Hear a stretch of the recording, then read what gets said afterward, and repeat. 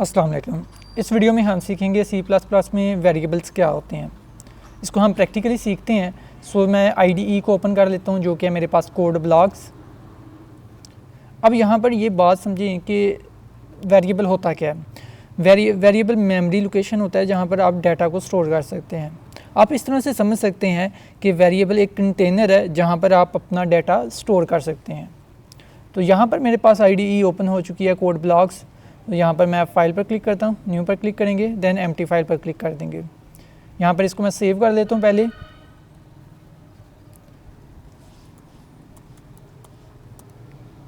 Extension है इसकी आपने .cpp रखनी है, मतलब कि फ़ाइल का नाम आप कुछ भी रख लें। मैंने यहाँ पर 2 टेस्ट रखा है, .cpp इसकी एक्सटेंशन रखी है, मतलब कि ये C++ की फ़ाइल है। इसको मैंने सेव कर लिया। ओके, यहाँ पर सबसे पहले हेडर फाइल इंक्लूड करेंगे हैश इंक्लूड के ज़रिए।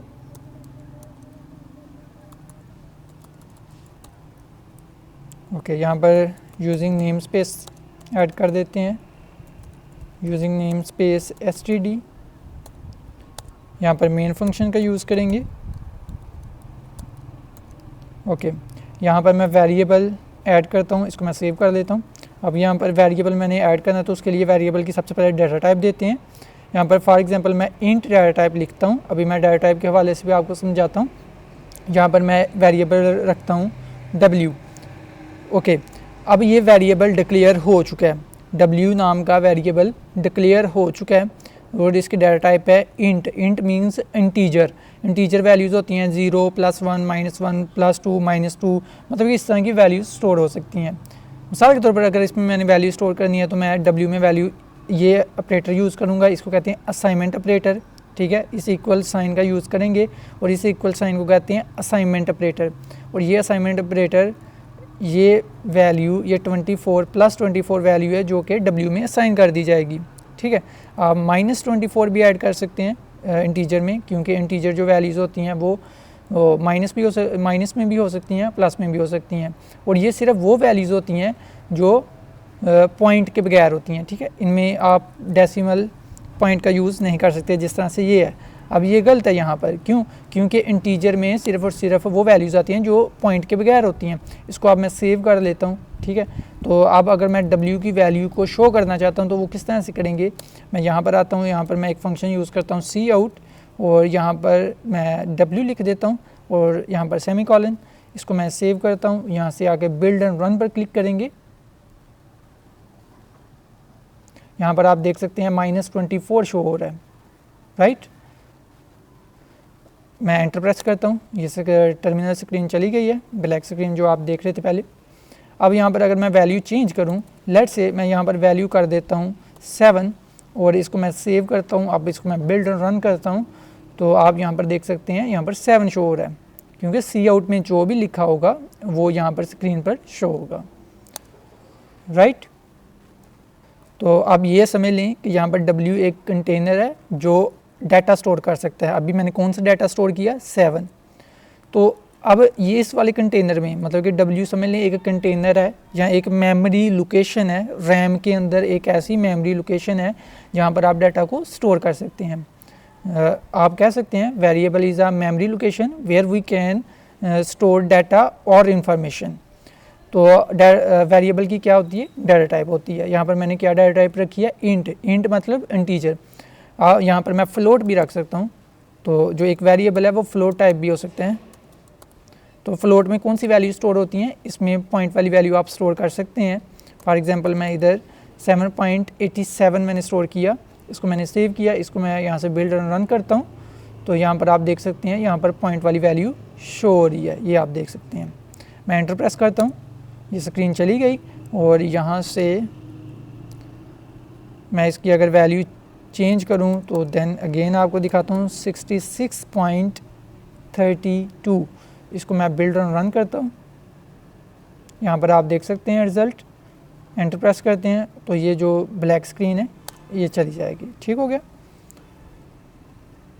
इसके अलावा आप जो वेरिएबल है उसका डाटा टाइप आप फ्लोट की बजाय कैर भी रख सकते हैं। मैं एक और वेरिएबल ऐड करता हूँ, यहाँ पर मैं कैर लिखता हूँ, कई लोग इसे चार कहते हैं। और इसे आप कैर भी कह सकते हैं। यहाँ पर वेरिएबल का नाम मैं रख देता हूँ फॉर एग्जांपल टी, बल्कि मैं और वेरिएबल का नाम रख देता हूँ, आप टी भी रख सकते हैं। यहाँ पर मैं अब याद रखिएगा जो कैर टाइप डाटा टाइप होता है ना, उस वेरिएबल में से आप सिंगल कोड के अंदर कोई भी करैक्टर स्टोर कर सकते हैं। फॉर एग्जांपल मैं यहाँ पर स्टोर करवाता हूँ 6, ठीक है, तो 6 आप स्टोर कर सकते हैं। फॉर एग्जांपल मैं इधर अब इसको 4 स्टोर करवा देता हूँ, इसको मैं सेमीकोलन लगाता हूँ। अब मैं वैल्यू किसकी शो करना चाहता हूँ, इस आर की वैल्यू शो करना चाहता हूँ, तो मैं अगेन सी आउट लिख कर भी यूज़ कर सकता हूँ, सी आउट, और यहाँ पर ऐड कर देते हैं और अब आर की वैल्यू भी शो होगी ना। इसको मैंने सेव किया है, यहाँ से बिल्ड और रन करते हैं तो यहाँ पर आप देख सकते हैं यहाँ पर एंड पर 4 भी शो हो रहा है। यहाँ पर गौर कीजिएगा कि 66.32 तो W की वैल्यू शो हुई ना पहले, फिर R की वैल्यू कौन सी है 4, जो कि करैक्टर में है, वो इसके आगे शो हो रही है। मैं चाहता हूँ कि इसके आगे क्या है जी, न्यू लाइन पर आ जाए। तो न्यू लाइन के लिए आपने ये ऑपरेटर ऐड करना है। तो न्यू लाइन के लिए आपने क्या चीज़ ऐड करनी है, न्यू लाइन नहीं बल्कि आज ये ऑपरेटर आपको ऐड करना पड़ेगा न्यू लाइन के लिए। तो आगे आप किसी और वेरिएबल की वैल्यू भी शो कर सकते हैं। यहाँ पर मैं /n का यूज़ करता हूँ, चेक करते हैं अगर होता है तो ठीक है, नहीं तो दूसरी स्लैश के, बल्कि एरर आ गया, हम ये वाली स्लैश का यूज़ करेंगे, ठीक है, फॉरवर्ड स्लैश, चेक करते हैं जी, एरर है अभी भी। अच्छा, तो यहाँ पर ये गलती है कि यहाँ पर जब भी आपने न्यू लाइन ऐड करनी है तो यहाँ पर यही स्लैश यूज़ होगी, यहाँ पर इसको ना डबल कोट्स में आप ऐड कर लें, ठीक है। अब इसको मैं बिल्ड रन करता हूँ, उम्मीद है सही आएगा। ये देखें अब ठीक हो गया। तो ये /n क्या कर रहे हैं कि ये न्यू लाइन ऐड कर दे रहा है। जैसे ही W की वैल्यू शो हो रहा है उसके बाद न्यू लाइन पर आ जा रहे हैं और यहाँ पर फिर R की वैल्यू ये वाली यहाँ पर शो हो रही है। क्लियर।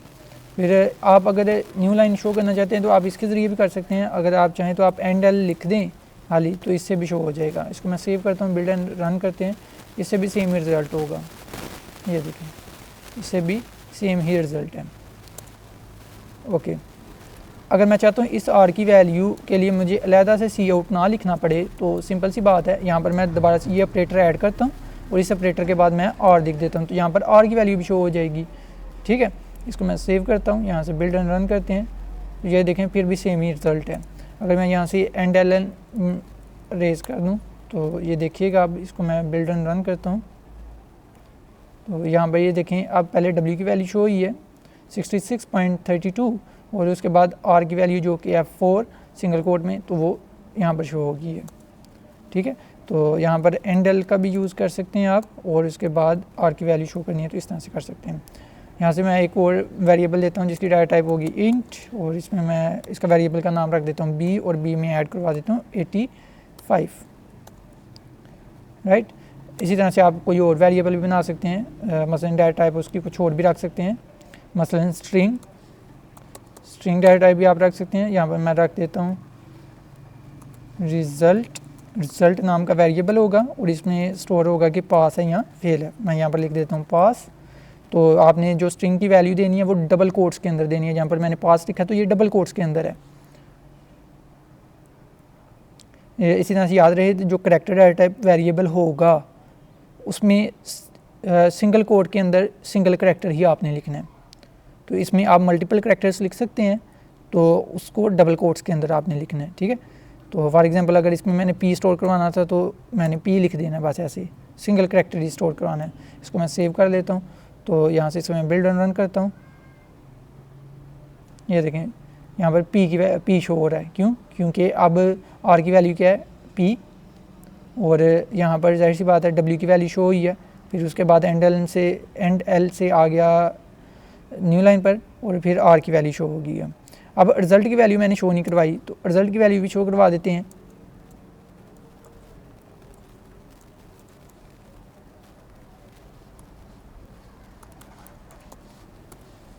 ओके, इसमें मैं बिल्ड एंड रन करता हूँ।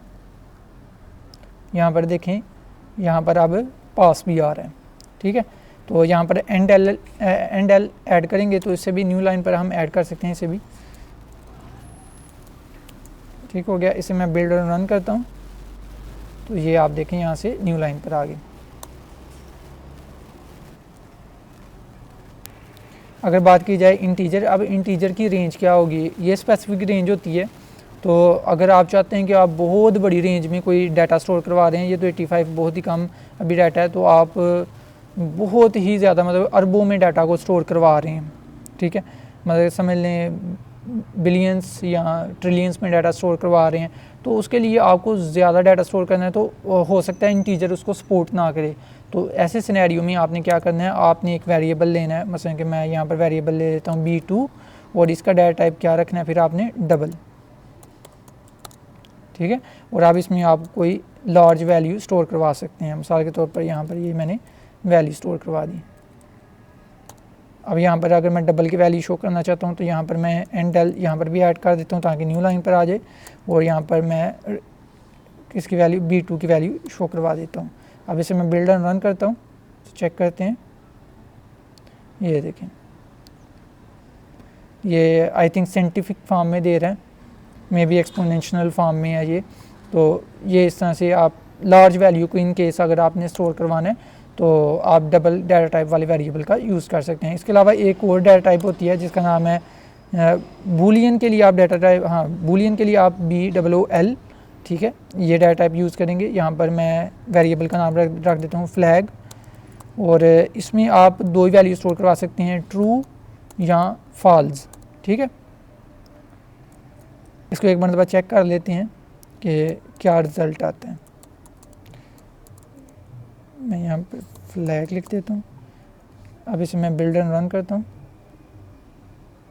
तो यहाँ पर 1 आ रहा है, ट्रू मतलब 1, फॉल्स मतलब 0। तो यहाँ पर फॉल्स रख के भी चेक कर लेते हैं। तो यहाँ पर मैं इसे बिल्ड एंड रन करता हूँ तो आप देखिएगा फ्लैग की वैल्यू क्या आ रही है, 0, ठीक है। तो फॉल्स का मतलब 0 और ट्रू का मतलब 1, ठीक है। तो आप जो BOOL डाटा टाइप वाले किसी भी वेरिएबल में जो डाटा स्टोर करवाएंगे वो फॉल्स या ट्रू में आप डाटा स्टोर करवा सकते हैं। इस वीडियो में आपने सीखा वेरिएबल क्या होता है और वेरिएबल के डाटा टाइप्स के हवाले से आपने सीखा। उम्मीद करता हूँ कि आपको जो मैंने समझाने की कोशिश की वो आपको समझ आई होगी। उम्मीद करता हूँ कि आपको एंड एल का भी समझ आ गई होगी और \n का किस तरह से यूज़ करना है उसकी भी समझ आ गई होगी, और जो भी मैंने समझाने की कोशिश की है उम्मीद है कि आपको समझ आई हो। इस वीडियो को लाइक करें, शेयर करें और इल्म की जुस्तजू यूट्यूब चैनल को लाजमी सब्सक्राइब कर लें और साथ में बेल आइकन पर क्लिक कर लें। Thank you so much for watching this video. Take care. अल्लाह हाफिज़।